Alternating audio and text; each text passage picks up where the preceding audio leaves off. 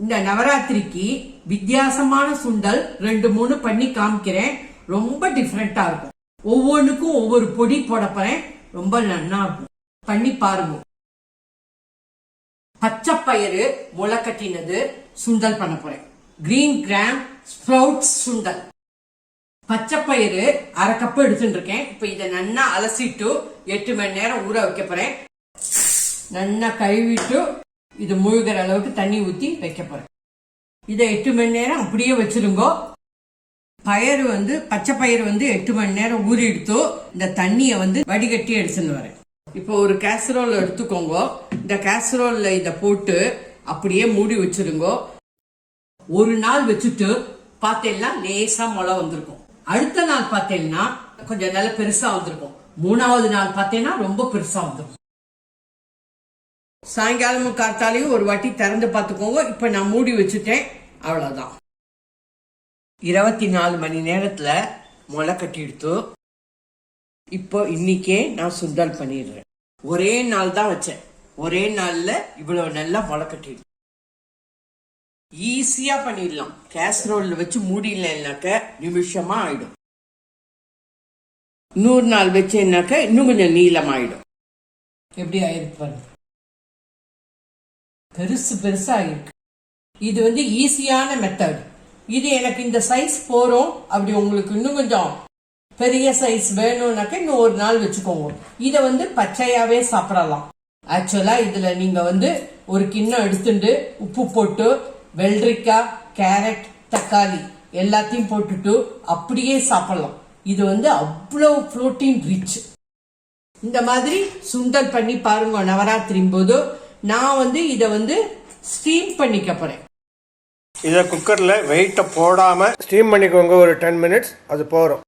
குக்கர்ல வெயிட்ட போட்டு ஒரு விசில்லாம் கொடுத்தேன்னா குழஞ்சு போயிடும். இந்த மாதிரி ஒரு குழக்கட்டை தட்டுல போட்டு நல்லா வாஷ் பண்ணி எடுத்துன்னு வந்துருவோம்.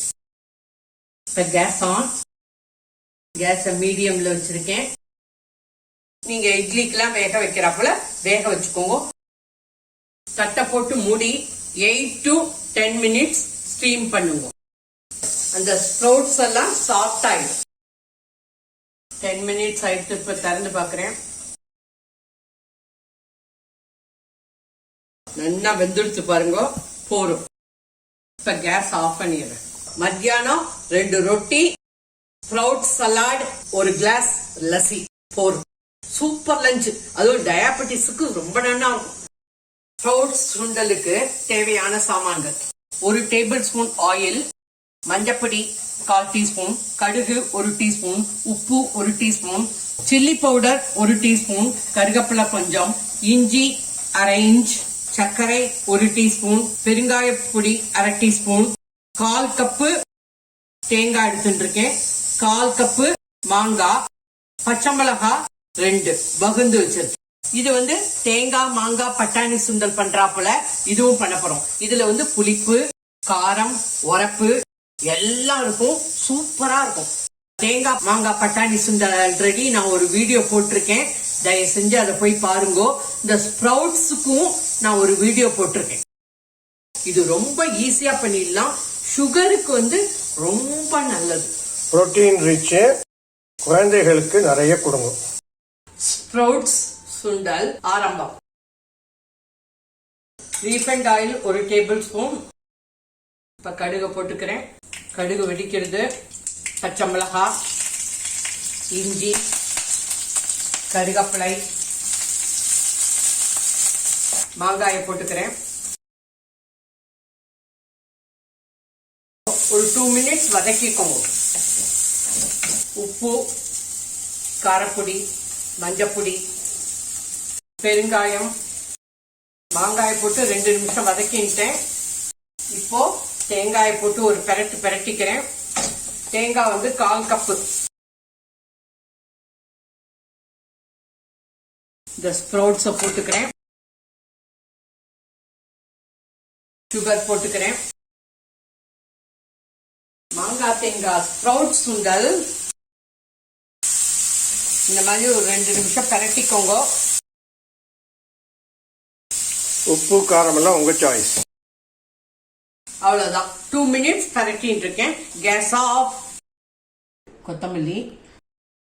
இதுக்கு வந்து மாங்காவே புளிப்பா இருக்கும், அதனால நான் எலுமிச்சம்பழம் புழிஞ்சுக்கல.